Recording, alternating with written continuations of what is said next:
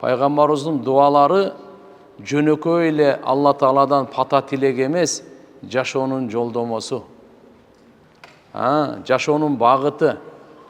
Ошолордун бири Ибн Мас'уд разыяллаху анху айтат, пайгамбарыбыз мага айткан, намаз окуганда салам бергенге чейин кээ бир риваяттарда бардык эле учурларда дуа кылсаң болот экен.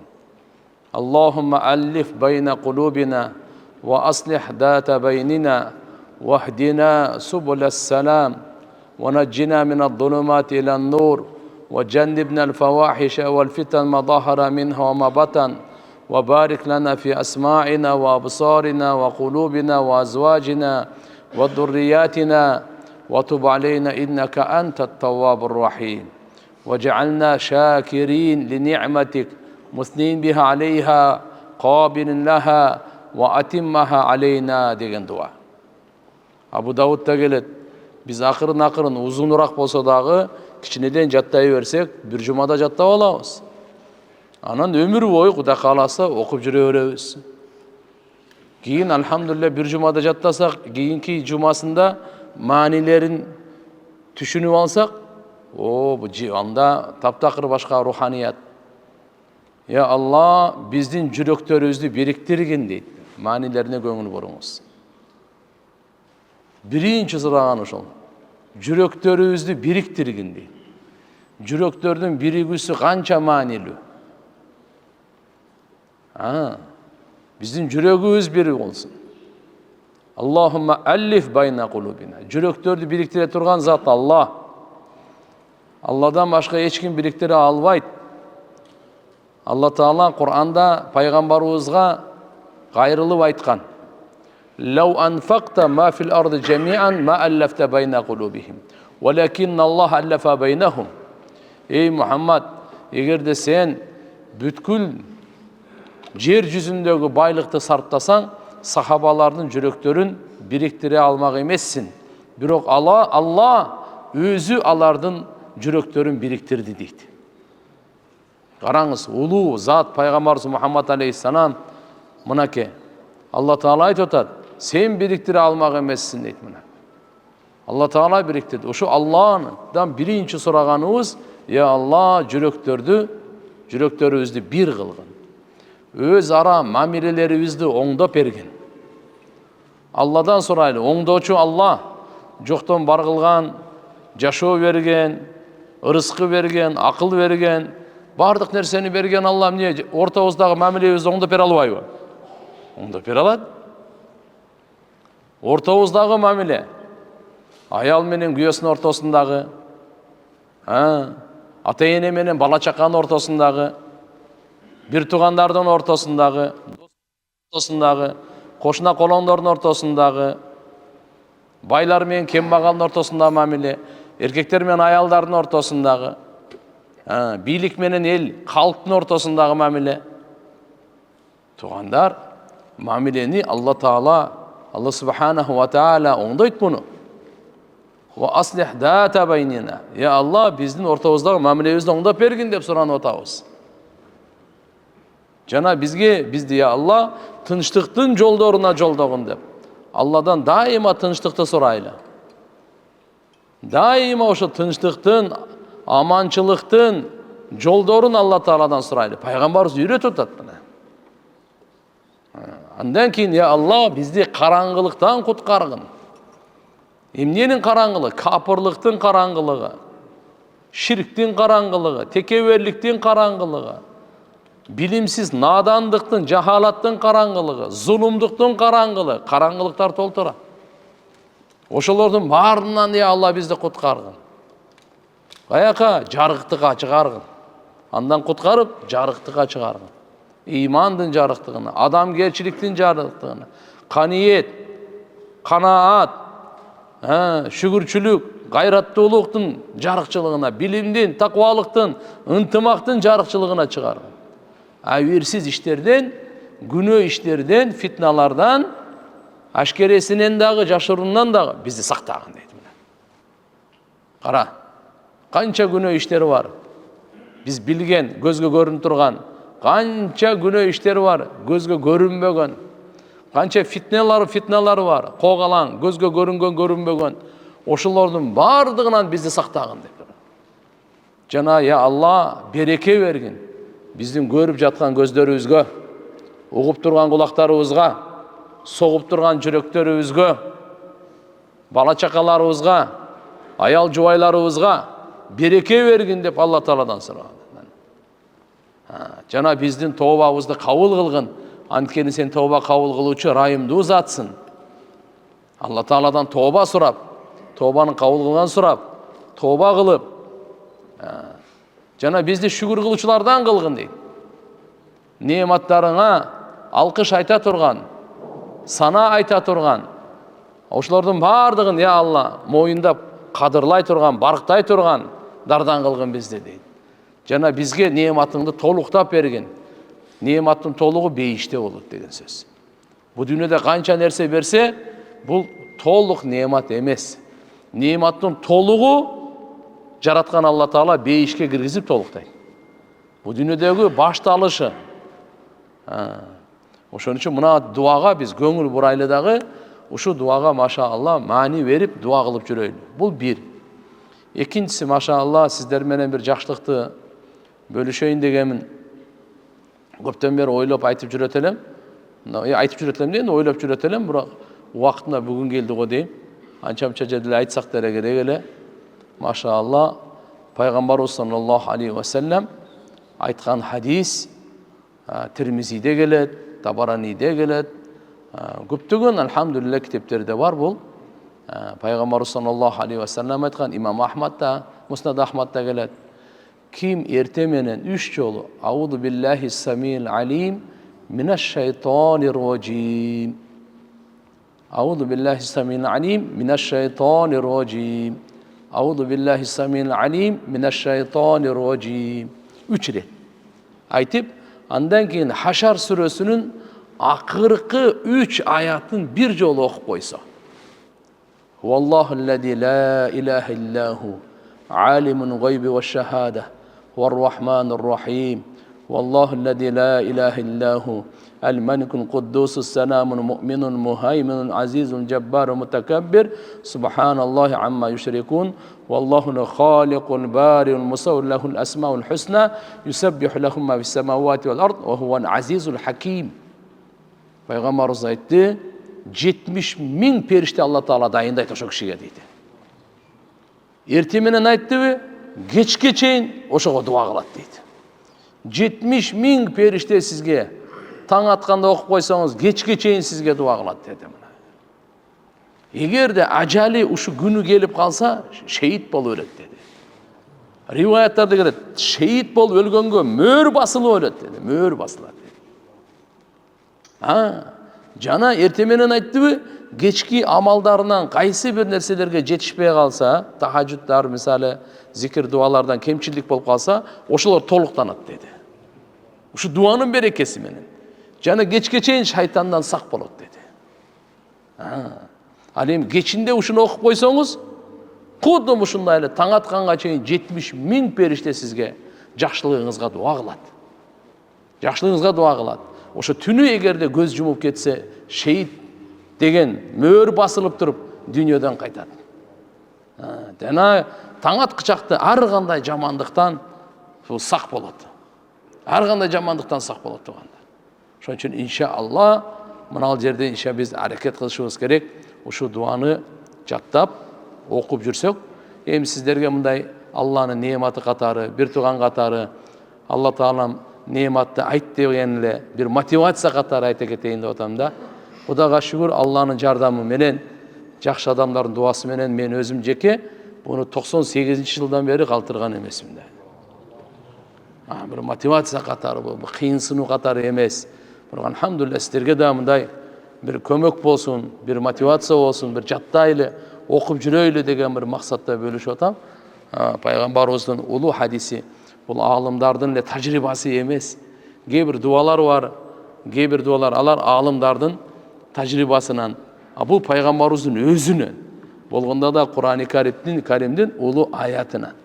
Эми бу жерде айта турганым, улуу Алла Тааланын аты мына ушул аяттарда жашырылган деп дагы айтат да. Себеп дегенде бул азыр мына айтып карасаңыз, эмне деп айтып атат? Хуаллахуллади ла илаха иллаху. Эң биринчи башталган Алланын аттары бардыгы. Ушул аяттарды окуп жүрсөңүз, Алланын сүйүүсү көбөйөт жүрөгүңүздө. Аллага болгон ишеним көбөйөт. Аллага болгон үмүт көбөйөт. Алла Тааладан коркуу көбөйөт. Алла Тааланы тануу, жараткан Аллага жакындоо, жараткан Алла Тааладан кечирим сураганга, Алла Тааладан жакшылыкты сураганга жүрөктө байланыш түзүлөт. Бул аяттын керемети өтө көп, касиети өтө көп. Азыркы мисалы хадисте пайгамбарыбыз өзүнүн айтканы эле «Вакканаллаху лаху 70,000 малак» деп 70,000 периштени Алла Таала дайындап коет экен. Юсаллуна алей, ага дуа кылып турат экен мынакей. Мына бул жердеги Алланын өзүнүн аты, сыпаттары айтылып атат. Алимун гойб ва шахада, Ар-Рахман, Ар-Рахим, Аль-Малик, Аль-Куддус, Ас-Салам, Аль-Муъмин, Аль-Мухаймин, Аль-Азиз, Аль-Джаббар, Аль-Мутакаббир. Субханалла, бардык айыптан таза экендиги. Аль-Халик, Аль-Бари, Аль-Мусаввир. Аллага таандык, чырайлуу, кооз, эң кооз аттар экен. Алла Тааладан кийин анан жер менен асмандагы бардык Алла Тааланы арулап турат, жандыктын бардыгы. Ал-Азиз, Аль-Хаким ал деп мынандай ушундай улуу касиеттүү аттарды, сыпаттарды камтыган аят бул. Буну жатташыбыз керек. Ар бир мусулман эркек, ар бир мусулман аялдын жүрөгүндө, жашоосунда ушул аят болуш керек экен. Себеп өзүнө жакшылык каалайт. Ошон үчүн иншалла кечиктирбей өзүбүздө жаттайлы, үй бүлө бала чака менен бөлүшөйлү, тааныгандар менен дагы бөлүшөйлү. Аракет кылабызбы иншалла? Мен эсиме келип кеттим, алхамдулилlah. Кээде балдарга мындай тамашага салгандай кылып айтып койчу элек, бирок ал деле чындыкка жакын. 70,000 периштени ишке салып коелу да анан сүйлөшө берели. Кандай дедиңер депчи? 70,000 периштени ишке салып коелу дагы анан чай ичип отура берели, мындай сүйлөшүп, маектешип, дагы эмнелерди, жакшылыктарды бөлүшүп, бирибизге үйрөтүп, бирок ишке эмне кылып коелу? Ишке салып коелу деп. Ал кандай деген? Мына ал да. Буну аятты окуп коюп деген. Алла Таала баарыбызга товфик берсин, амин. Иншалла бактылуу тилдер, Алла Тааланын ушу сыпаттарын, Алланын каламын окуган. Иншалла. Кудай кааласа Алла Таала ушунчалык өзүнө бекем ишеним берет. Ишенип коюңуз. Дүйнөдө сиз эң бактылуу адамсыз. Бир сому жок бактылуусуз. Даже адам ооруп атса, окуп жүрсө, Аллаху акбар, оорусунан кайгырбайт. Оору бар, бирок кайгырбайт. Оору бар, бирок жалат болбойт болчу. Оору болсо дагы аны көзүнө көрүнбөйт бол. Алла Таала ушунчалык мындай спокойствие, жүрөккө ушундай рахат берип коет иншалла. Ошон үчүн иншалла Кудай кааласа, бул аяттарды окуп жүрөйлү, маанилерине көңүл буруп жүрсөк, субханалла, керемет эми бияк. Аллахым баарыбызга товфик берсин. Бисмилlah. Өткөнкү сабакта пайгамбарыбыз саллаллаху алейхи ва салламды Алла Таала учурашканга, сүйлөшкөнгө, улуу мартабаны бергенге, даражаларын көтөргөнгө, сыйлыктарды бергенге Мирач кечесине чакырган. Бир дагы андай улуу макам, андай улуу даража, андай улуу сый, урмат бир да пайгамбарга көрсөтүлгөн эмес. Биз пайгамбарыбыз Мухаммад алейхиссаламга Алла Таала ошонун бардыгын бериш үчүн өзүнө чакырган.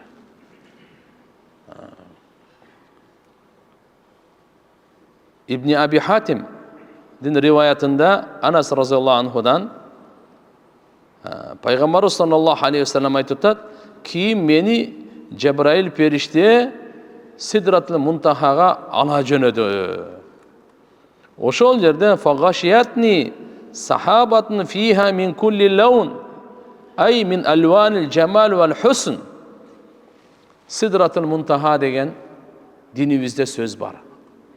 Сидратын деген бул дарак. Лотос деп коет, дарак. Мунтаха адамдардын амалдары ошол жерге барып токтойт. Махлуктун бардыгы ошол жерге барып токтой турган жери ошол.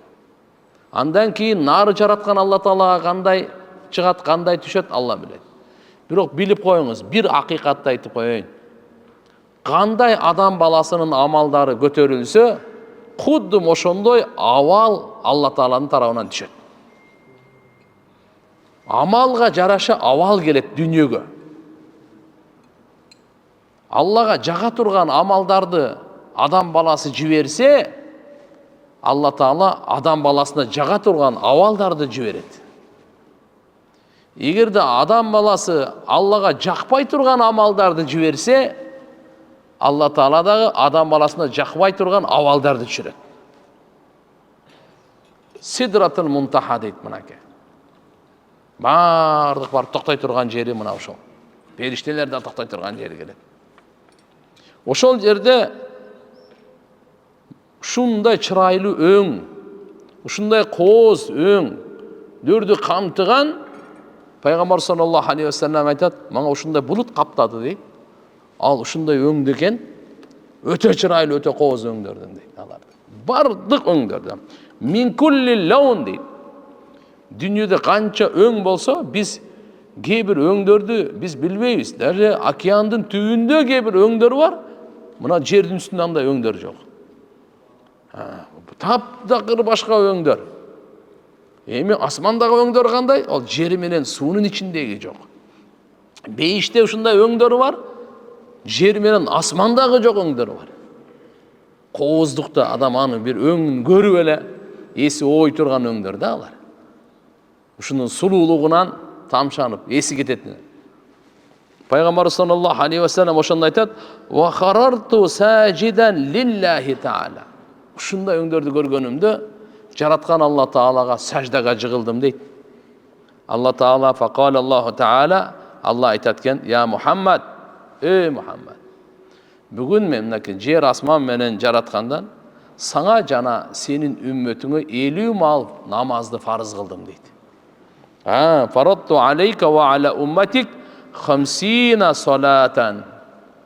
Саңа жана үммөтүңө 50 мал фарыз кылдым. Мынакей. Жараткан Алла субханаху ва таала пайгамбарыбыз Мухаммад алейхиссаламга эң улуу белеги намаз болгондо дагы 24 сааттын ичинде 50 мал намаз окуганга белек берди мына.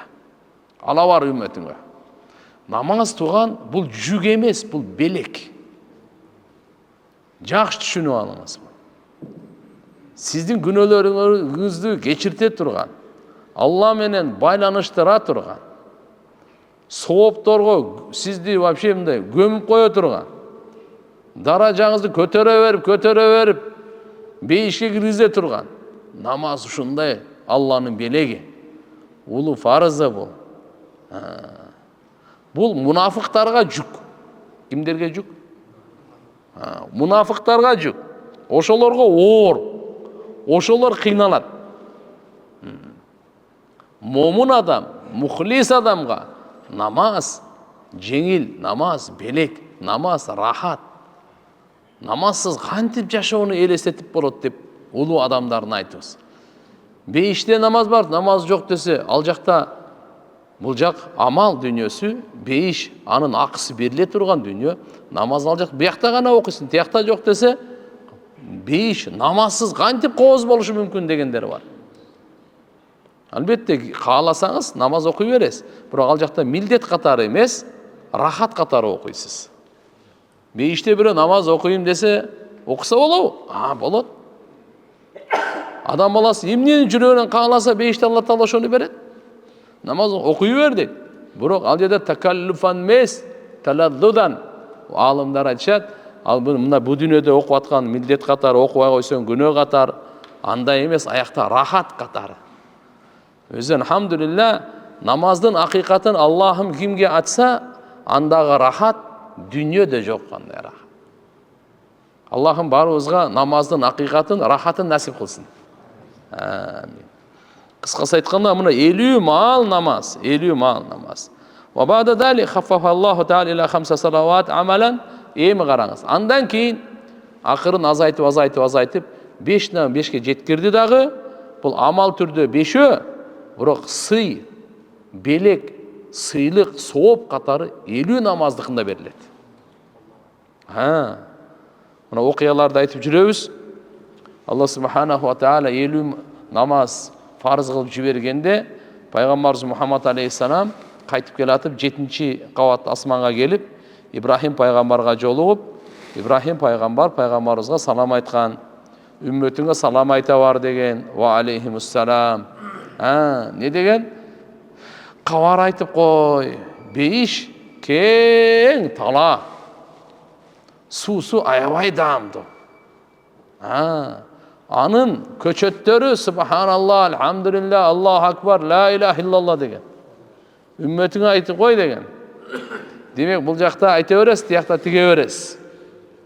Бұл жақтан қанша сіз зикір қылсаңыз, дүниеде, жердің үстінде қанша зикір қылсаңыз, бейішіңізге ошонша дарақ көчөт тігіле береді.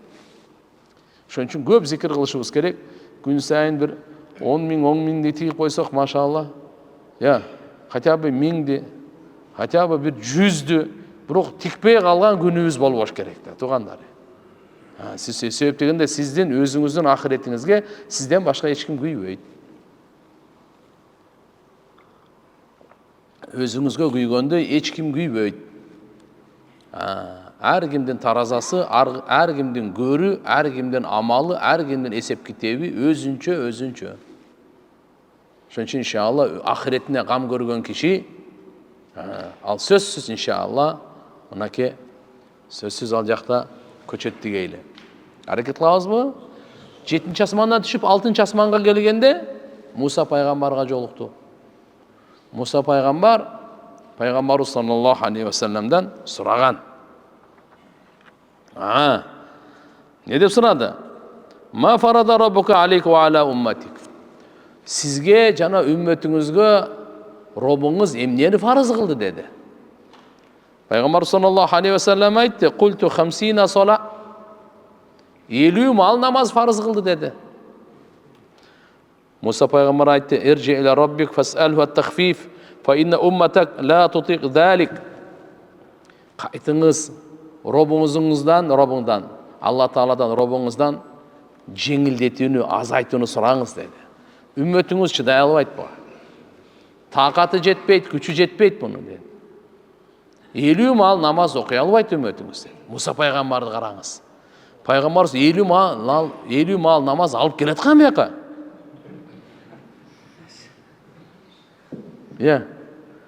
Елестетіңіз алды, 50 мал намазды болғанда Аллаху акбар.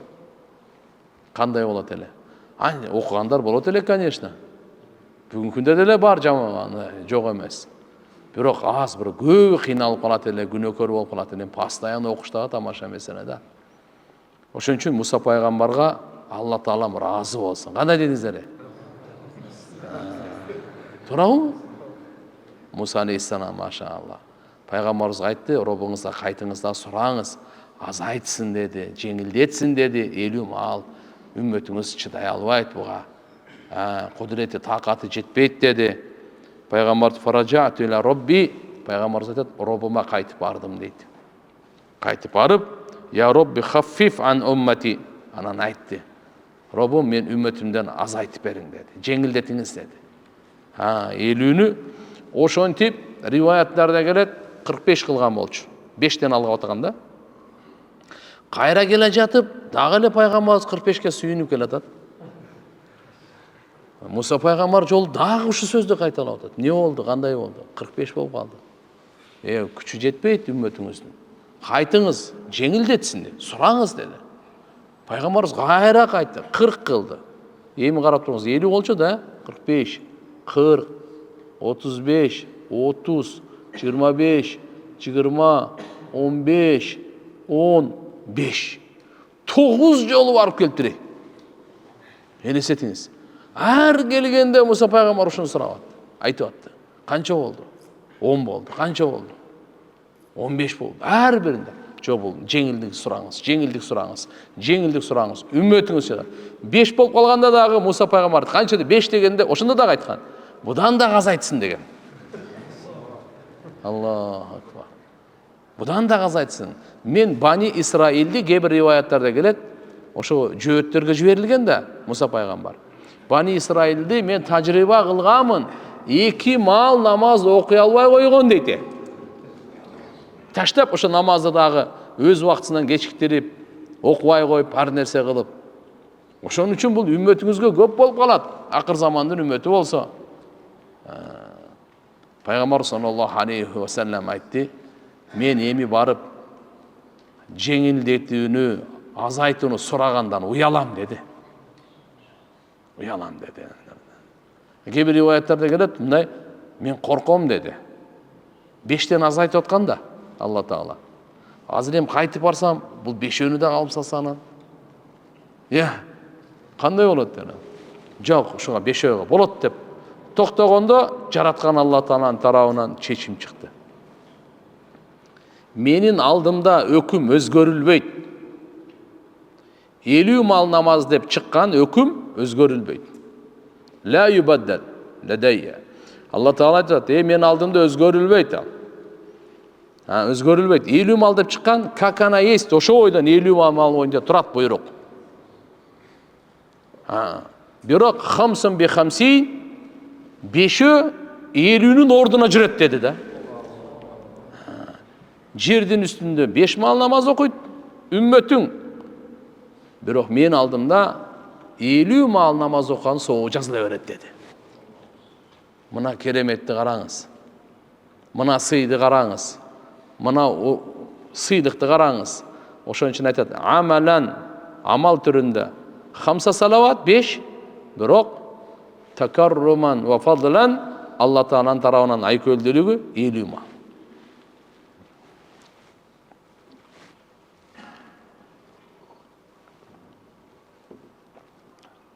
Пайгамбарыбыз саллаллаху алейхи ва саллям Мираж кечесинде жараткан Алла Тааланы зиярат кылган. Сүйлөшүүсү тууралуу талаш жок, көрүүсү тууралуу талаш. Ислам дүйнөсүндө кээ бирлер көргөн эмес дейт. Мурунку сабактарда айтып бергенбиз. Көпчүлүгү көргөн дейт.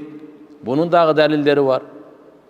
Биз көргөн дегенде Алла Таала пайгамбарыбызды атайы, эгерде ушу пайгамбарлар менен эле иман болуп топтолсун десе, анда Масжидил Аксада эле иши бүтмөктү, аяка чакырбай эле.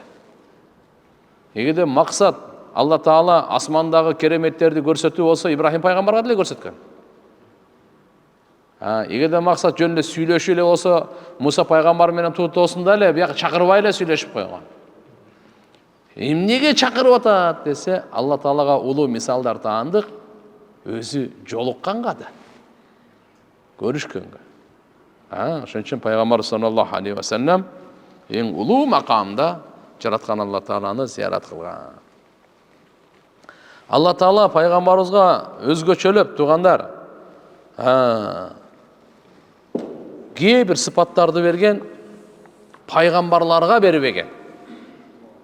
Ошолордун бири шафаатул узма деп коет. Улуу шафаатка Алла Таала ушундай макам берген. Улуу шафааты шафаатул кубра деп коет, эң чоң шафаат. Андан башка да пайгамбарыбыздын түрдүү шафааттары бар. Бирок эң улуу шафаат деп аталганы бардык пайгамбарлар, бардык үммөттөрү менен кошо пайгамбарыбыз шафаат кылат. Бүткүл адам затка пайгамбар саллаллаху алейхи ва саллям шафаат кылат. Хадисте келет, пайгамбар саллаллаху алейхи ва саллям айткан: "Ана саййиду вулди Адам яумал қияма, ва аувалу ман яншаққу анхул қабр, ва аувалу шафиин ва аувалу мушаффаин." Мен қиямат күнү адам баласынын төрө мырзасымын деген. Жана жерден кабыр жарылып, адам эң биринчи адам кайра тирилип, барыбыз кабырдан кайра тирилип чыгабыз.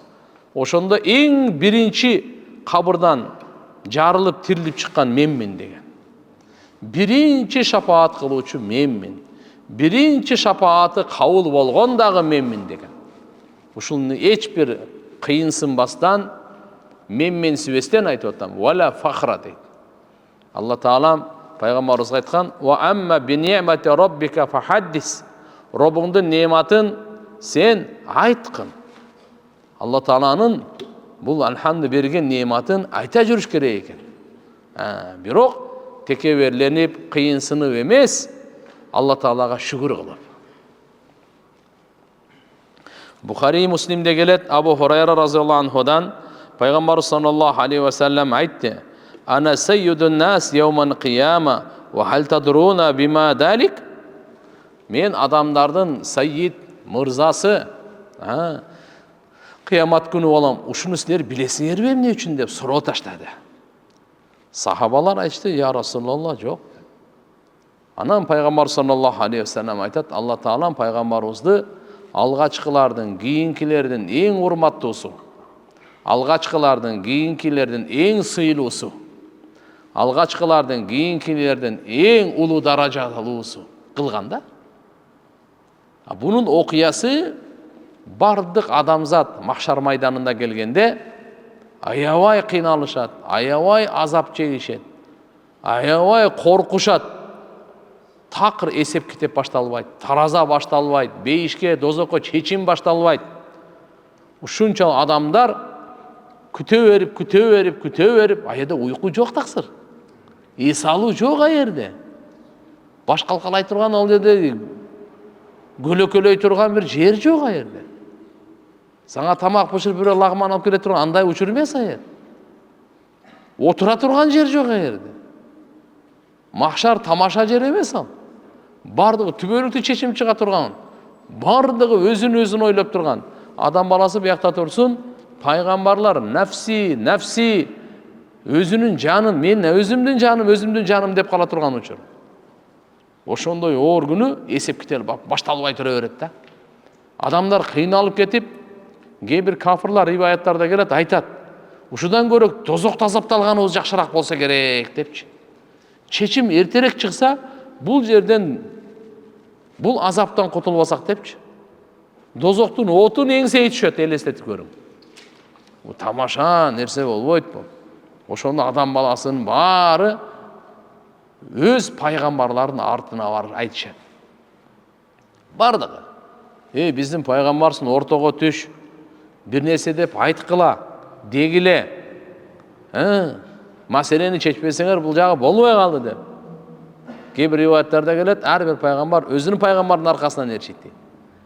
Кээ бир риваяттарда келет, кыскасы болбой калгандыктан анан баарды бирип адам атага кайрылат.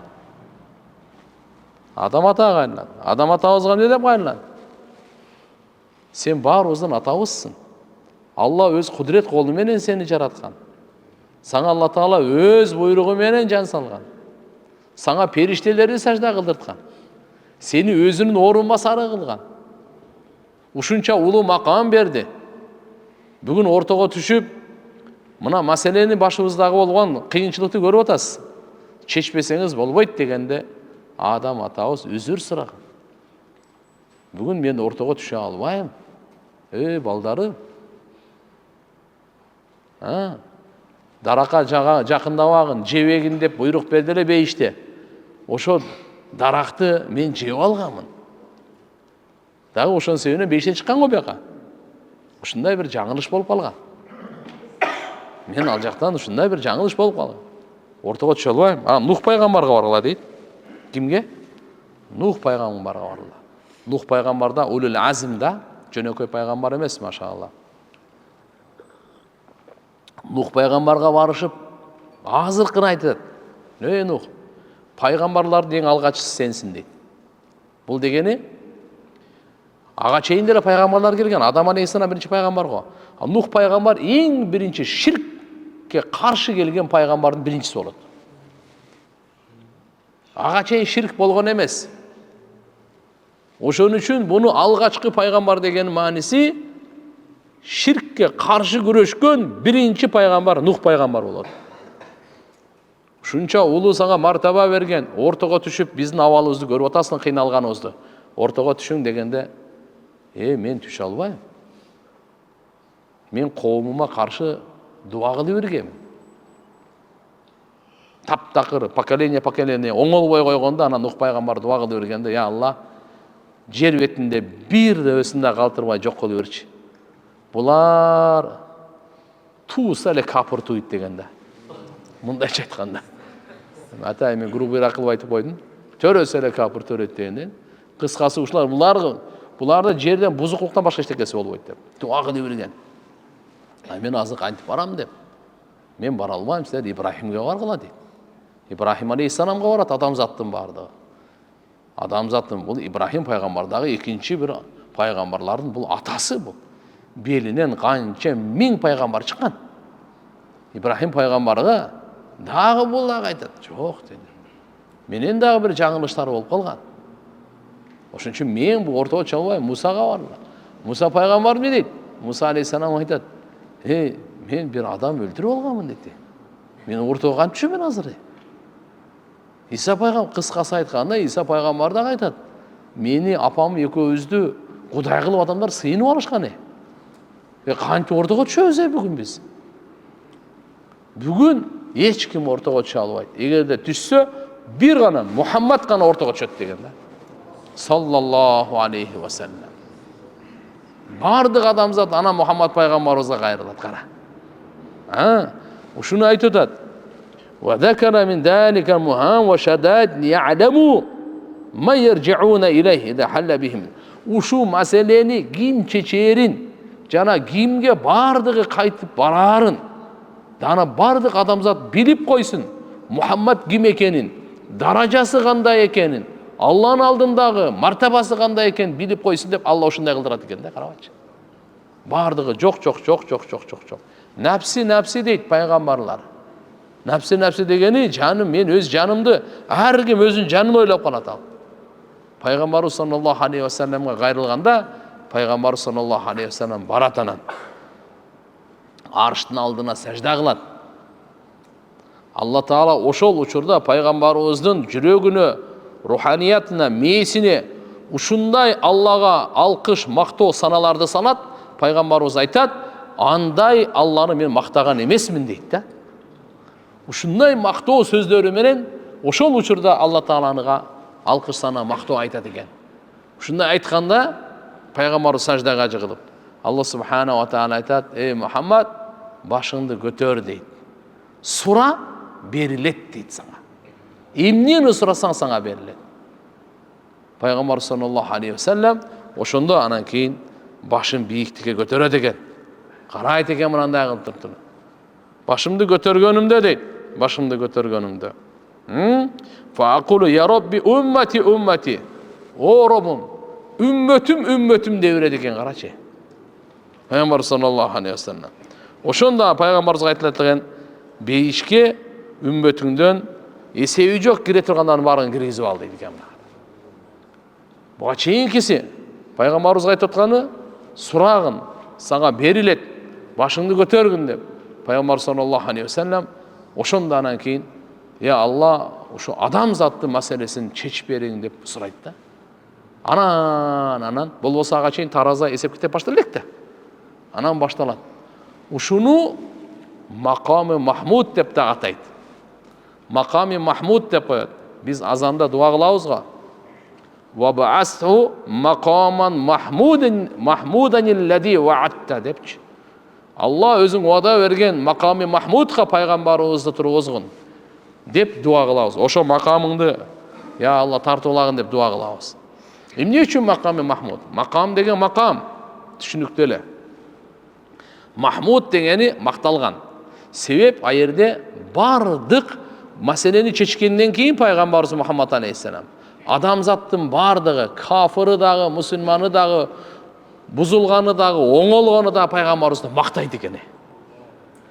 Пайгамбарыбызга мактоо айтат экен, рахмат айтат экен, алкыш айтат экен. Ошон үчүн бунун аты, бул макамдын аты маками Махмуд деп койгон. Маками Махмуд пайгамбарыбызга мына ушул улуу макам тартылган. Ошондо бүткүл адамзатка пайгамбарыбыз шапаат кылат. Бул шапаатты азыр сиздерге айткандай, улуу шапаат, жалпы шапаат деп аталат. Шафаату амма деп коет да. Жалпы шафаат. Демек бүткүл адамзатка шапаат да. Өзгөчө шапааттары бар пайгамбарыбыздыкы, bundan башка дагы, бирок ал эми только ыйманы барларга гана. Пайғамбарымыздың шапаатын түрлеріне келе тұрған болсақ, кейбірлеріне бейішке кірген, ошолордун даражасы бийик даражаға ие болсын деп шапаат кылат экен. Кейбірлерін пайғамбарымыз Мұхаммад алейхиссалам бейішке кире элек, бирок эсеп китепсиз эле киргизгенге шапаат кылат экен. Кейбірлери болсо пайғамбар саллаллаху алейхи ва саллям эсеп китепте эсебин жеңилирээк кылып киргизгенге шапаат кылат экен. Кейбірлери болсо дозокко чечим чыгып калган. Все. Күнөөсү көп, сообу аз. Дозокко кириш керек, чечим чыккан. Ошолорго пайгамбарыбыз Мухаммад алейхиссалам шапаат кылат экен, дозокко киргизбей алып кирип кеткенге. Кейбирлери дозокко түшүп эле калат экен. Азапталат экен. Пайгамбарыбыздын шапааты ошо дозоктон куткарып, бейишке киргизүүгө болот экен. Мына кетип калгандар. Пайгамбарыбыз Мухаммад алейхиссаламдын мынандай шапаат кылып. Албетте биз бир ишеним, акыйданы түшүнүп коюшубуз керек. Эч ким Алланын уруксатсыз шапаат кыла албайт. Эч ким, даже пайгамбарыбыз дагы. Өзүнүн тарабынан эле шапаат кылып, каалаганы мындай кыла бере турган жок. Алла Тааланын уруксаты менен гана пайгамбарыбыз саллаллаху алейхи ва саллям шапаат кылып атат. Дозокко түшүп калгандарды чыгарууда, дозокко кетейин деп аткандарды токтотуп бейишке киргизүүдө, эсепсиз китепсиз бейишке киргизүүдө, бейиштин ичине киргендердин даражасын көтөрүүдө, мына пайгамбарыбыз саллаллаху алейхи ва салламдын мынандай шапааттары. Ошон үчүн биз дайыма дуа кылып атканда пайгамбарыбыздын шапаатына бөлө деген маани ушул. Кыямат күнү пайгамбарыбыздын шапаатын насип кыл деген маани ушул. Пайгамбарыбыздын шапаатына бардык адамзат муктаж болот, туугандар. Аллахым баарыбызды пайгамбардын шапаатына бөлөсүн, амин. Баарыбызга пайгамбар шапаатын насип кылсын, амин.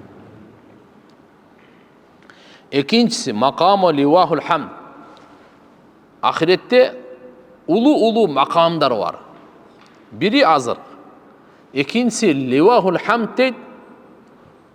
Мактоо туусу көтөргөн макам бар. Пайгамбар саллаллаху алейхи ва саллям Алла Таалам мактоо туусун берет.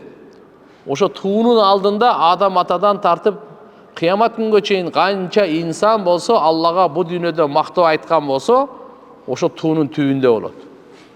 Мактоо айтпаган туунун түбүнө кирбейт. Аллага мактоо айткандардын бардыгы ошо туунун алдында болот экен, туугандар. Мына ошо улуу тууну пайгамбарыбыз саллаллаху алейхи ва салламдын колуна берет, пайгамбарыбыздын колунда болот. Өзү айткан, кыямат күнү адам баласынын мырзасы менмин, менин колумда мактоо туусу болот. Ал туунун алдында адам атаны тартып кыямат күнгө чейин Аллага мактоо айткан киши болот дейт. Тирмизи шарифте келет бул. Абу Саид Худри радhiyallahu anhuдан. Ва бияди ливаул хамд ва ла фахра деп айткан. Бул сыймыктанып кыйынсынбастан айтканым дейт. Bir hadis gelет, ала ва ана хабибуллах, кавардар, мен Алланын сүйкүмдүсүмүн деп айтылган. Ва ана хамир ливаул хамд, мактоо желегин, мактоо туусун көтөрүүчү менмин деген кыямат күнү. Кур'ан-ы Каримде маками Махмуд боюнча аятта "О минал лейли фатахаджат бихи нафилатан лак, аса ан яб'атака роббука макама махмуда" дейт. Түндөсү сиз туруп тахажжуд окуң дейт. Бул сизге сыйлык катары, ашыкча берилген белек катары. Нафилатан лак деген. Нафил деген мына ашыкча белеги. Мүмкүн аса аябата роббука макама махмуда, Роббуңуз сизди маками Махмудда тургузат деди. Маками Махмудда айтып бердик азыр, бардык адамзатка шапаат кылуусу. Бул Кур'ан-ы Каримдеги мына айтканы, адамдар кыйкырып, өкүрүп, бакырып атканда, пайгамбарлардан жардам сурап атканда, ар бир пайгамбарлар болсо напсим, жаным деп отурганда, мына пайгамбар саллаллаху алейхи ва саллям ошондо шапаат кылат экен, туугандар. Бухари шарифте риваят келет, Ибн Умар радhiyallahu анхумадан макам Махмуд боюнча мындай деп айткан: "Инна нас ясируна яумал кияма жустан яса жустан." Адамдар эртеги кыямат күнү жамаат менен болушат экен дагы. kullu ummetin tattabi' nabiyyaha. Her bir ümmet özünün paygambarın arkasından erişiydi. Yakuluna aytışatken mınday dep, ya fulan, paygambarın atını aytatkanda misal, ya İbrahim, ya Musa, ya Harun, ya Salih, kısasa paygambarların atını aytatkandagı işfa, şafaat kıl dep ушинтип сурай беришет экен да. Бардыгы. Акыры ана пайгамбар саллаллаху алейхи вассалам такалып, азыркы мурдагы окуя айтып бердим, ошол анан ишке ашат экен.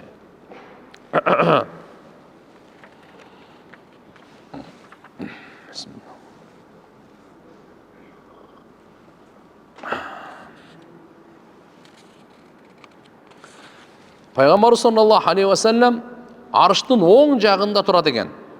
Tirmizi şerifte gelet Abu Hurayra radıyallahu anhu'dan rivayet. Peygamber sallallahu aleyhi ve sellem etkan, ana avvalu men tenşak anhu ard fa uksa hulleten min hulalil cenne summa aqum an yeminil arş leyse ahad minel halaik yakumu dalikel makam gayri degen. Ertege bardık ağlam ölgöndө, insanın bardık ölgöndö, Allah gayra tirilте başlaganda birinci paygambarыбыз tirilet, birinci paygambarыбыз kabırdan çıgat. Jana aytat, beyiştin giyimlerinden birinci mağa giyim giyizilinet deydi. Fa uksa hulleten min hulalil cenne, beyiştin giyimlerinden. Kiyinmen turganda arştın oң jagında turam deydi. Mahluk kalayık kalktan menen başka bürö da kal jerde turbayt deydi. Бұл да пайғамбарымызға өзгөчөлүк. Пайғамбарымызға артықчылық. Пайғамбарымыздың Алла Тағала мынандай мақамын көрсөткөндө әр түрлі жерде көрсөтөт да. Пайғамбарымыз бир эле жерден эмес да. Биринчи бейишти ким такалатат? Пайғамбарымыз. Биринчи бейишке ким кирет? Пайғамбарымыз саллаллаху алейхи вассалам. Биринчи ким Алланы көрөт? Пайғамбарымыз саллаллаху алейхи вассалам. Биринчи Аллага ким сажда кылат? Пайғамбарымыз саллаллаху алейхи вассалам.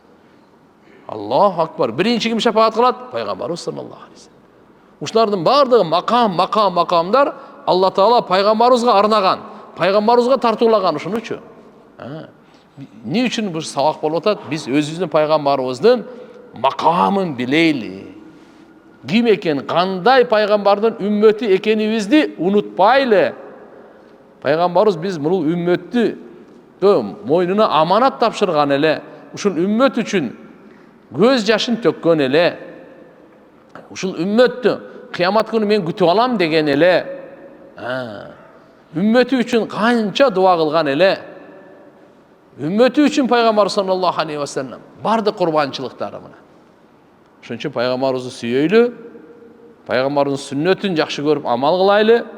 Пайгамбарыбыз биздин мойнубузга тапшырып кеткен аманаты динин жеткирейли, жайылтайлы, ушуга салымыбызды кошойлу, биздин малыбыз, жаныбыз ушуга иштесин тугандар. Ал пайгамбардын алып келген динин жайылтууда, үйрөнүүдө, таркатууда. Ошон үчүн айтылып атканы бул. Бул үммөт жөнөкөй үммөт эмес. Улуу пайгамбардын улуу үммөтү. Улуу пайгамбардын акыркы үммөтү.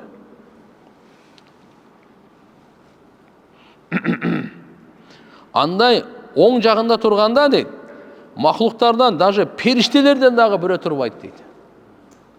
Арыштын оң жагында пайгамбарыбыз турганда. Даже периштелер турбайт. Эмне үчүн айтып атабыз? Пайгамбарыбыздын сөзүнө, хадиске адеп. Биз пайгамбар саллаллаху алейхи ва саллям өзү жок. Бир пайгамбарыбыздын алып келген дини бар. Пайгамбардын айткан сөздөрү бар. Ошо хадиске адеп. Ошон үчүн айтат да алымдар, пайгамбарыбыздын сүйүүсү кандай десе, сүннөттү сүйүү пайгамбарыбыздын сүйүүсүнүн далили дейт. Сен айтып атасың, мен пайгамбарды жакшы көрөм, пайгамбарды жакшы көрөм. Машалла, молодец. Кандай бир далилиң барбы жакшы көрөм? Канча жакшы көрөсүң? Сүннөттү жакшы көрүү. Пайгамбар саллаллаху алейхи ва салламдын жакшы көргөнүн белгилери ушул. Бул бир тугандыр. Андан кийин Жабраил периште баш болуп пайгамбарыбызга адеп кылып аткандан кийин, чөктүшүп отуруп аткандан кийин, сыйлап аткандан кийин, динине жардам берип, колдоо көрсөтүп аткандан кийин, бизге сизге таалим, пайгамбарыбызга адеп кылайлы. Пайгамбарыбыздын сүннөтүндө башканын баардыгы бир чекеде турат. Мисалы, оң кол менен жей турган пайгамбарыбыздын сүннөтү. Сиз ошол жерден уялып, же башкача болуп, жок, тартынбаңыз. Пайғамбарымыздың сүннетін атқаруда сіз сыймықтаныңыз, ұялуаңыз. Не үшін сіз ұяласыз? Пайғамбар саллаллаху алейхи уассаламның сүннеті сыймық бұл. Шөшін иншалла әрбір сүннетті изілдеп, аға амал қылу әркімдің мойнындағы жауапкершілік.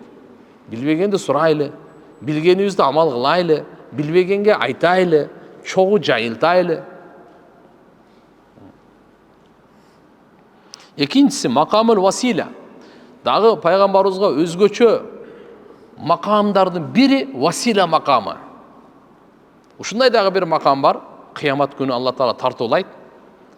Азыркы биздеги эң улуу макам дүйнөдө Нобелевский премияда.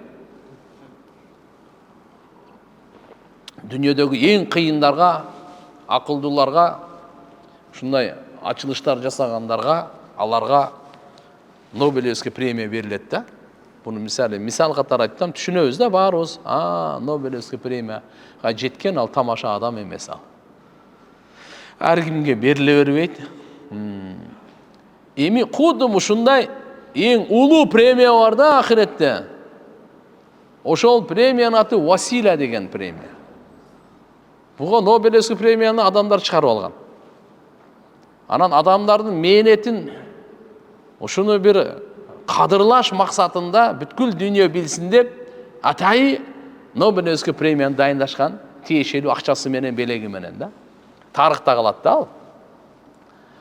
Бир болот, буларга эми адамдар чыгарган, эми бир Алла Таала дайындап коюптур бир нерсени.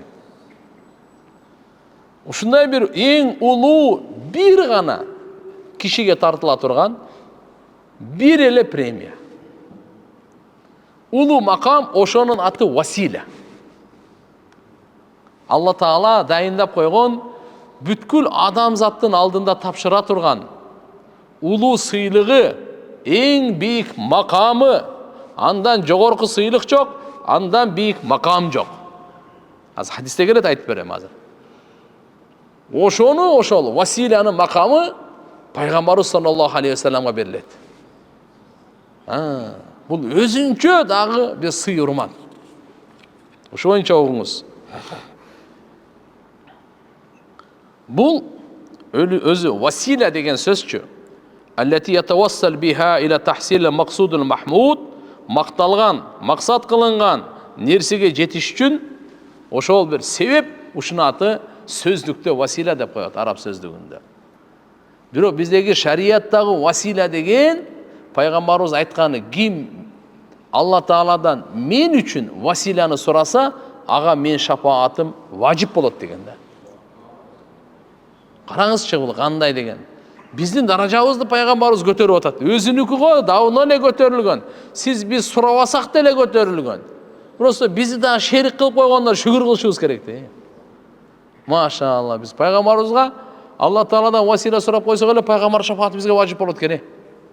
Кандай оңой соода. Арзан соода. Тура? Кыйналбай эле ишти бүтүрүп атабыз да эмне? Мына кем мындан эмне деп атады. Эми ал не? فهو علم على أعلى منزلة في الجنة ليس فوقها منزلة وهي أقرب منازل الجنة إلى العرش وأرفعها. Бұл мынандай мартаба екен туғандар, андан жогорку мартаба жок. Бейиштеги эң улуу жогорку мартаба, аршка жакын бейиштин мартабаларынын эң жогоркусу ушул. Пайгамбар саллаллаху алейхи вассалам айткан: "Ида саллайтум алейя фасалули ал-васила." Качан силер мага салават айтасыңар го деди. Андан кийин мен үчүн Васила сурагыла деди. Азыркы Васила деген макамды сурагыла деди. Кыйла я Расулалла ва мал васила. Пайгамбарыбызга суроо ташталды. Васила деген эмне өзү деп. Пайгамбарыбыз айтты: "А'ла даражатын фил жанна." Бейиштеги даражалардын эң улуусу, жогоркусу деди. "Ла яналуха илля ражул вахид ва аржу ан акун ана хуа." Ага аны эч кимге берилбейт, бир эле кишиге гана берилет экен. Мен үмүт кылам дейт пайгамбарыбыз. Ошол мага берилет деп дейт. Караңыз. Пайгамбарыбыз бул адеби менен айтып, бизге адеп үйрөтүп атат. Үмүт кылам деп, болбосо Алла Таала пайгамбарыбызга да берип, пайгамбарыбызга эле берилет ал точно эле. Ошон үчүн машалла ушундай жакшы улуу сөздөрдө үмүт менен айтылат да. Үмүттөмүн, ден соолугуңуз жакшы болсо керек деп коет. Мисалы да. Бул жакшысы. Абу Саид Худри радhiyallahu anhuдан риваят. Пайгамбарыбыз саллаллаху алейхи ва саллям айткан: "Иннал васила даража, индаллах лейса фавқаха даража." Васила деген бир даража бол. Бир даража бол. Андан жогорку даража жок дейт Алланын алдында. Демек, эң улуу, эң жогорку даража, андан жогорку даража жок, ошонун аты васила. Эми ал кандайынан кандай өң эмне менен берилет? Иншаалла, Алла Таала баарыбызды бейишке киргизсин, ошол жерде көрөбүз иншаалла. Кандай экен ана? Фасалуллаха айютиянал васила аля халq. Алла Тааладан сурагыла, Алла Таала ошо василаны буйурсун деп айтып атат мынакей, көрбөйсүзбү? Демек, пайгамбар саллаллаху алейхи ва саллям үммөтүнө буйрук берип атат. Силер Алла Тааладан мен үчүн василаны сурагыла деп. Эмнеге? Үммөтү улуу сооп алыш үчүн. Ушу василаны сурап, улуу мартабага сиз жетиш үчүн пайгамбарыбыз бизге буйрук берип атат. Силер азыр айтып кеткендей, атак биз сурабасак деле Алла Таалам пайгамбарыбызга берет ал. Просто биздин даражабызда кичине көтөрүлүп калсын. Пайгамбар саллаллаху алейхи ва саллям айткан: качан азанчы азан айтса, эмнени айтса ошону кайталагыла деген. Аллаху акбар дедиби? Биз да кайталайлы. Аллаху акбар, Аллаху акбар. Ашхаду ан ла илаха иллаллах дегенде биз да кайталайлы. Ашхаду ан ла илаха иллаллах деп. Ашхаду анна Мухаммад Расулуллах дегенде кайталайлы. Ашхаду анна Мухаммад Расулуллах. Хайяла сура дегенде хайяла сура деп кайталайлы. Хайяла фалах дегенде хайяла фалах деп кайталайлы. La ilahe illallah dedi, la ilahe illallah деп кайталайлы. Башка риваятта хайяла сала менен хайяла фалахта la hawla wa la quwwata illa billah деп айткыла деген. Демек, экөөнү тең айтып койсок боло берет да. La hawla wa la quwwata illa billah дагы хайяла сала, хайяла фалах деп кайталап. Азанчы эмнени айтса силер ошону кайталагыла деп атат. Бүткөндөн кийин мага салават айткыла дейт. Не деди? Азанчы азан айтып бүттү да. Biz kaytaladık. Peygamberimizin buyruğunu atkарып, birinci sünnetті atkарdık, kaytaladık. Azançı kança soğuk alsa, oşunça biz alabız. Bu jönökөй nerse emес. Ekinçisi, mağa salavat aytkıla dedi. Azandan keyin Peygamberimizге salavat aytabыз. Andan keyin azandın duasın kılgıla dağı, oşonun akırında vasilesi var. Allahümme rabba hadihi davati tammah ve salatu qaima Ati Muhammadanil vasila wal fadila wab'athu maqaman mahmudan alladhi wa'atta. Bukhari rivayeti uşunçalık. Budan kemitpeyiniz, özünüzün tarafınızdan bir koşup, anı bir koğuzdop, körkömдөп eyle koyun. Kanday peygamberimiz aytkan bolsa, kakana es aytın. Oşunu kim aytsa dedi, Peygamber sallallahu aleyhi ve sellem aytat, hallat lehu şefaati, ağa meni şafaatim söz bolot dedi buna. Vasilanı suragandачы.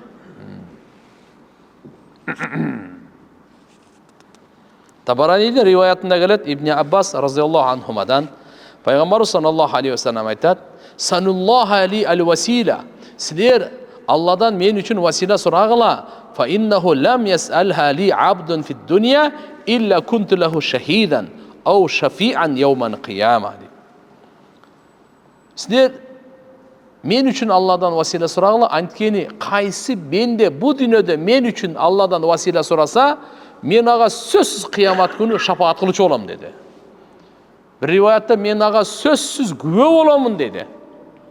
Mağa şu şafaat, to есть vasila suragan, ya Allah, men güvelükö tutam go deytkende mınaki qaraç.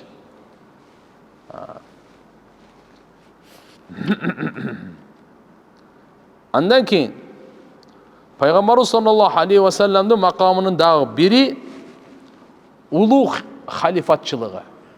Özü Allah Teala Kur'an-ı Kerim'de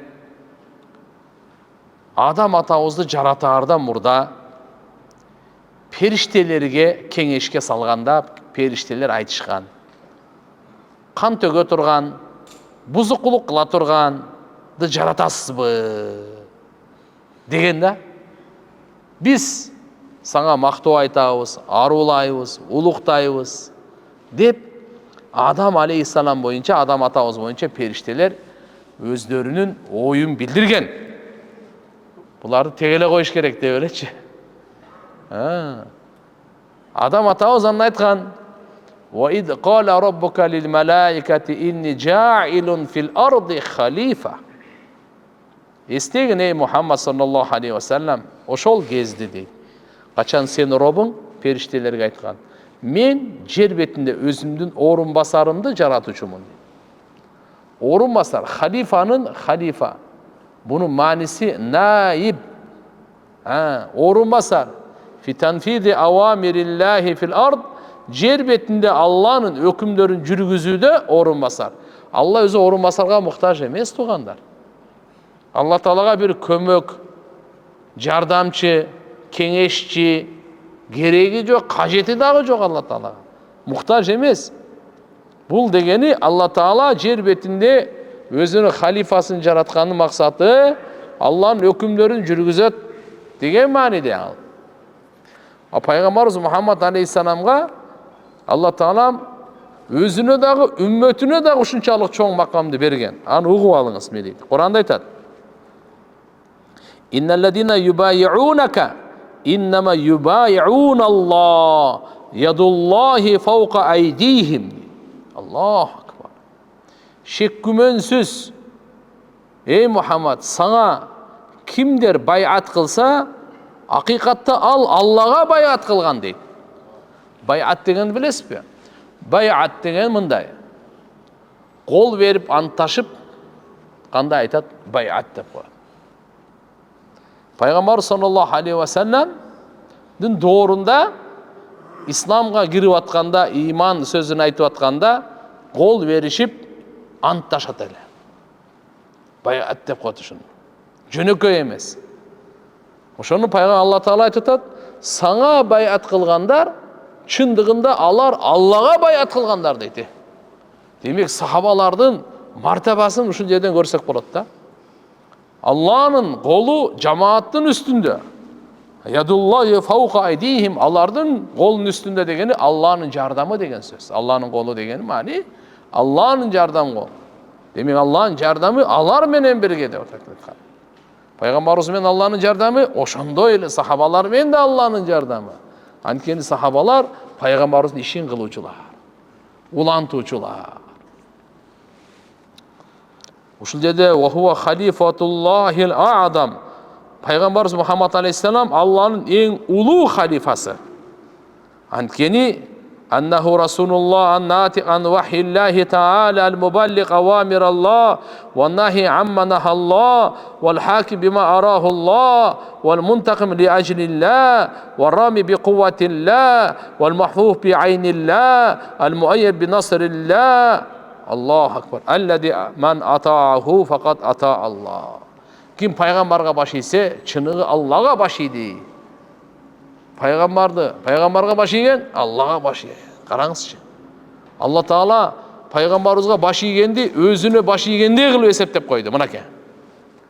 Алла ушуга чейин пайғамбарыбызга саллаллаху алейхи вассаламдын макамын караңыз. Ва ма атакумур расулу фахудуху ва ма нахакум анху фантаху. Эмнени Мухаммад алейхиссалам силерге берсе, ошону алгыла, ошону гана алгыла. Эмнеден тыйса, андан тыйылгыла dedi. Buna qarаңыз. Wa in tuti'uhu tahtadu. Allah hidayatты пайғамбарымызға баш июге байлаған. Ким Мұхаммад алейхиссаламға баш исе, сөзсіз тура жол табады. Егер сілер баш исеңер пайғамбар Мұхаммад алейхиссаламға тура жол табасыңар деп айтты. Себеби пайғамбарымыз Алла Тааланың вахисінен сөйлеп тұрған, Алланың бұйрықтарын жеткеріп тұрған, Алла тыйғандан тыйып тұрған, Алла Таала эмнеге буйырса ошого чечим чыгарып тұрған. Алланың разышылығы үшін қылғанда, қысқасы айтқанда бардық нәрсені.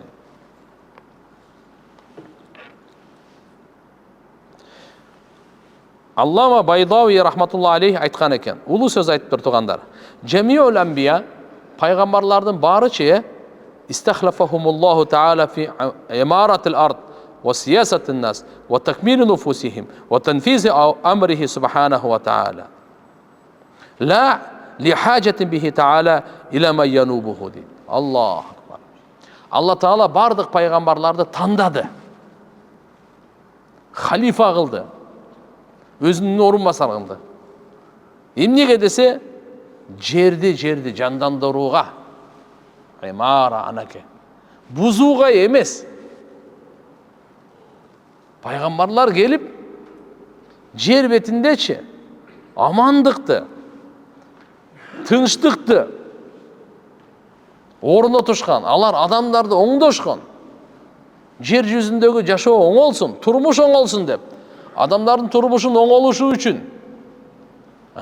Ошон үчүн пайгамбарлар дүнүйөгө келген. Пайгамбарларды биз жакшы таанайлы, алардын максат, миссиясы, жоопкерчилигин билейли. Дүнүйөгө эмне келишкен, эмне үчүн келген?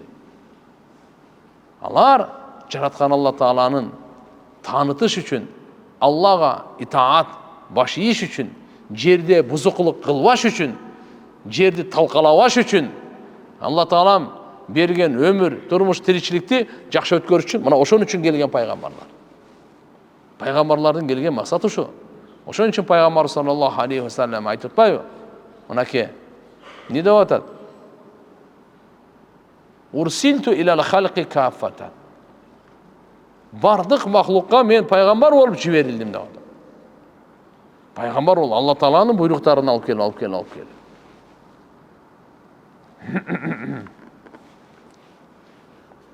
Демек, адам баласынын мынаке Алланын буйругун аткарып, өздөрүнүн жан дүйнөсүн байыртып, улуу баалуулуктарга жетип, адамдар бири-бирине ырайымдуу болуп жашасын. Ушуну үйрөтүш үчүн пайгамбарлар келген экен, мына туугандар. Пайгамбарлардын келгени жөнөкөй эмес. Ушуга Алла Таала өзүн орунбасар кылып жөнөттү, өзү ага кажети жагы жок мынаке. Адам алейхиссалам боюнча айтып атат, мынаке инни жа'илу фил арди халифа. Ибрахим пайгамбар боюнча Алла Таала айтып атат, инни жа'илука линнаси имама. Адамдарга мен сени жетекчи кылдым го, имам кылдым дейт. Дауд пайгамбарга айтат, я Дауд инна жа'алнака халифа фил арди. Пайгамбарыбызга келип атканда Алла Таала айтып атат, шек күмөнсүз сага ким кол берди го? Ошол Аллага кол берген адам дейт. Сахабалардын кошуп туруп, пайгамбарыбыздын өзүнүн мартабасын карап көрүң. Пайгамбарыбызга эле кол берсе бүттү, Аллага кол бергендей. Пайгамбарыбызга эле баш ийсе болду, Аллага баш ийгендей. Мында эмне деген керемет бул? Пайгамбар саллаллаху алейхи ва саллам. Демек, ар бир мусулманга туугандар важип болот пайгамбарыбызды сыйлоо, таазим этүү, сүйүү, сүннөтүн кармануу, жана динин жайынтуу. Пайгамбарыбыздын сахабалар ушул жардам берүүдө, сыйлоодо, таазим этүүдө акысын беришкен сахабалар. Айтат риваяттан, Урва ибн Мас'уд разияллаху анхудан риваят бар. Бул келип алып сахабалардын пайгамбарыбызга кылган мамилесин, сый урматын, адебин көрүп эси ооп калганда, Меккеге келип айткан. Меккелик бай Курайш капырларына айткан. Мен көрүп келдим дейт. Мен өтө көп падышалардын делегацияларында болгом. Кисра, Кайсар, Наджаши дегендерде болгом.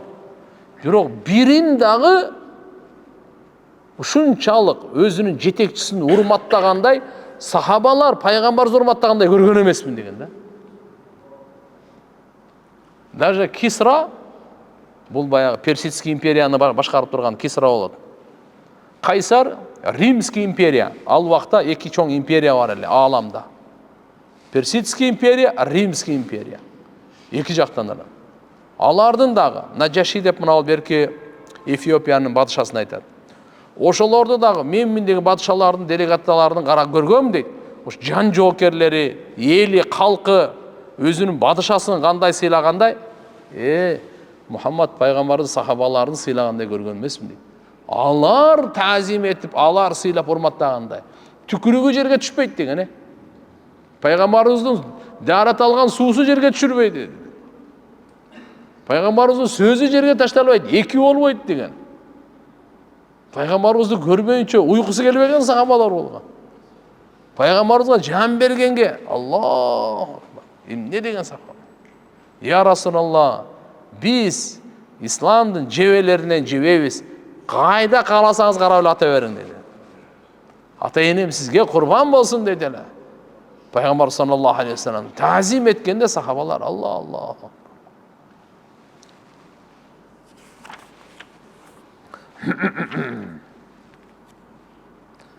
Мынакей азыркы демек пайгамбарыбызга Алла таалам алгачкылык, жогорку мартаба, эң биринчиден пайгамбарыбыз айтып атат, Тирмизи шарифте риваят бар. Ана аввалун нас хуруджан иза буису, качан адамдар жерден тирилип чыкканда, эң биринчи тирилип чыккан менмин деген. Ана хатибухум иза вафаду, качан Алланын алдына бардыгы келишкенде, биринчи хатиб сүйлөп берүүчү менмин деген. Ва ана убаширухум иза яису, качан адамдар үмүтсүз болуп калганда, мен аларды куш кабарлоочумун деген. Ливаул хамд яумайдин биади, кыямат күнү мактоонун туусу менин колумда болот деген. Ва ана акраму вулди адам ала робби, робума адам баласынын эң сыйлуу урматтуусу менмин.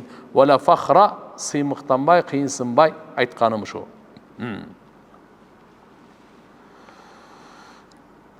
Пайгамбарыбыз саллаллаху алейхи вассалам өзү айтат,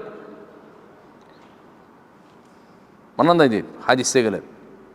Адамдын бардыгы качан маселе чечилет деп күтүп отурганда, мен дагы басам, адамдар да басып барып, бейиштин эшигине барып, ошондо такылдатканда ким деп айтат экен? Мен Мухаммадмын дейт. Мархабан би Мухаммад. Кош келипсиң Мухаммад деп жооп берилет дейт. Фаида раайту робби харарту лаху саджидан андуру илей. Пайгамбар саллаллаху алейхи вассалам биринчи Алла тааланы көрө турган киши. Бейиште. Ачканда эле жараткан Алланы көрөм, сажда кылам дейт, саждага жыгылам дейт. Экинчиден, пайгамбарыбыз биринчи чакырыла турган зат. Биринчи сажда кылганга уруксат берилген, биринчи уруксатка берилген зат. Өзгөчө шафаатты үммөтүн бейишке кирзе тургандардын биринчиси пайгамбар саллаллаху алейхи вассалам. Жана пайгамбарлардын артынан эң көп эрчиген үммөт пайгамбарыбыздык болот. Бул мындай. Bir hadiste келет, пайгамбар саллаллаху алейхи вассалам айтат, кыямат күнү 120 сап болот дейт. Канча сап экен? 120 сап. Ошонун 80-и Мухаммад алейхиссалам үммөтүнүн сабы болот экен. Анан калган 40 бар го, адам атадан пайгамбарыбызга чейин өзү 124 миң пайгамбар. Азы көп болжол ошончо пайгамбар келген. 120 миң деп дагы айтылат, 124 миң дагы айтылат. Бир топ кээ-бир риваятта 200 миңге чейин. Акыйкатын, андык санын Алладан башка эч ким билбейт. Бирок болжолдусу минимум ыл дүйөдө 124 миң да бул. Бир 1000, 2000, 3000 эмес да. Ошонун канча үммөтү бар эми? Ошолордун бардыгы 40 сапта. Пайгамбарыбыз Мухаммад алейхиссалам үммөтү 80 сапта. Артынан эрчиген анан. Эмне үчүн пайгамбарыбыздын үммөтү көп? Алла Таала бардык пайгамбарларга мужиза берген. Үммөтү карап туруп тан берип иман келтириш үчүн. Пайгамбарыбыз айткан Бухари шарифте риваятында ар бир пайгамбарга берген. Пайгамбар саллаллаху алейхи вассалам айтат, пайгамбарыбызга эң көп мужиза берилген, бирок мужизалардын үстүндөгү мужизаны айтайынбы? Ал Кур'ан да. Алла Таала ушундай мужиза берген, кыямат башка пайгамбарларга берилген эмес, кыямат күнгө чейин сактала турган. Ошон үчүн иман келтиргендердин саны көбөйүп, пайгамбардын сапы көп деген сөз ушундай. Себеп кыяматтын Кур'ан кыямат күнгө чейин сакталат, бурмаланбайт, өзгөрүлбөйт, кереметтер ачыла берет, түгөнбөйт. Кыяматта ошон үчүн пайгамбарыбыздын үммөтүнүн саптары көп да. Күнөөкөрлөргө мынандай хадис бар экен да. Пайгамбар саллаллаху алейхи вассалам айтат: Ана аввалу шафиин фил жанна. Бейиште эң биринчи шафаат кылуучу менмин деп атат. Берки жакта да шафааттайт эле. Бунун мааниси үммөтүмдүн күнөөкөрлөрүнө бейишке киргизүүгө эң биринчи шафаат кылуучу менмин дегени. Же болбосо бейишке киргендердин алардын даражаларын бийик кылыш үчүн биринчи шафаат кылуучу менмин деген. Bir риваятта келет: Нахнул ахарун мин ахли дунья.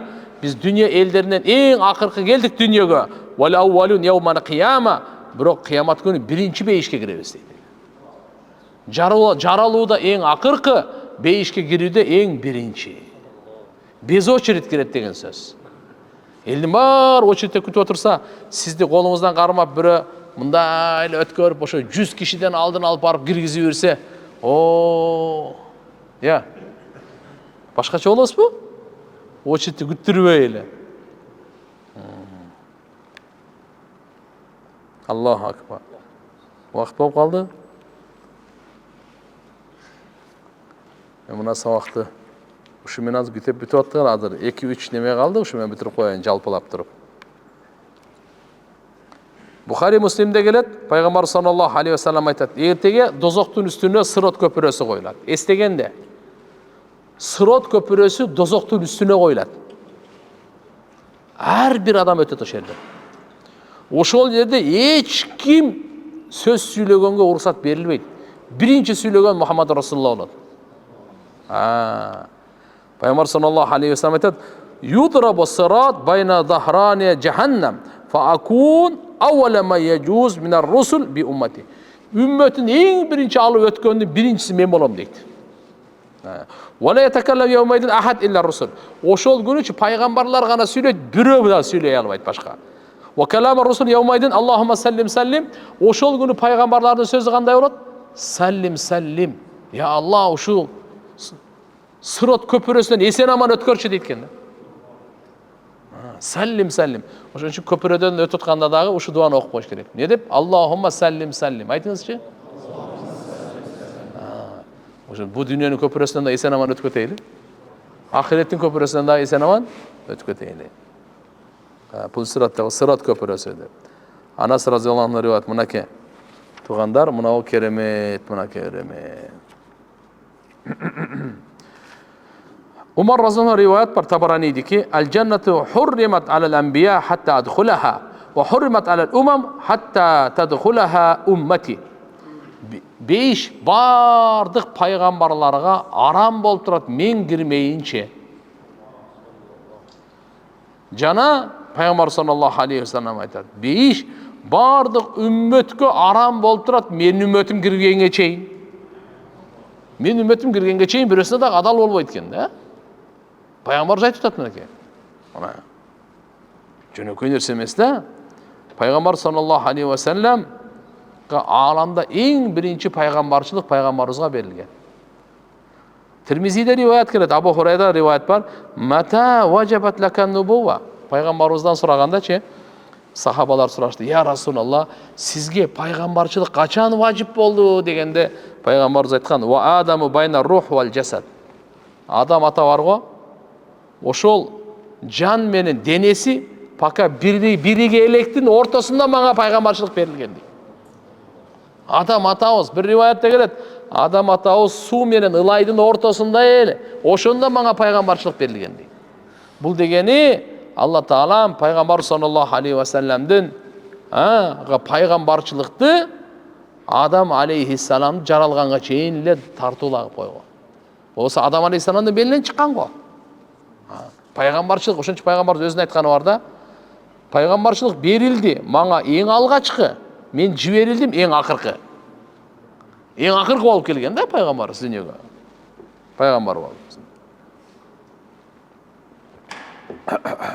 Мата кунта набиян. Суроолор кудум ушунда. Мата жуалат набиян кандай деп. Ушунун бардыгына ушундай кылып жооп берген пайгамбар саллаллаху алейхи ва саллям. Демек, аламыздарда Пайгамбар саллаллаху алейхи ва саллям Алла Таала бардык рухтарды жаратып турупчу, айтпадыбы? Аласту би роббикум. Колу бала. Мен силердин робуңар эмесминби дегенде бардыгы сен биздин робубузсуң деп жооп бергенде эң биринчи пайгамбарыбыз жооп берген экен да. Эң биринчи пайгамбар саллаллаху алейхи ва саллям жооп берген экен. Ошон үчүн кунту аввалан нас фил халq ва ахирухум фил баъс. Жаралууда адамдардын эң биринчиси болдум, жиберилүүдө пайгамбар болуп эң акыркысы болдум деген да. Мына мындай маани деген экен. Жараткан Алла субханаху ва таала барыбызга пайгамбарыбыз Мухаммад Мустафа саллаллаху алейхи ва салламдын шариятын, сүннөтүн, мухаббатын, шапаатын насип кылсын. Амин.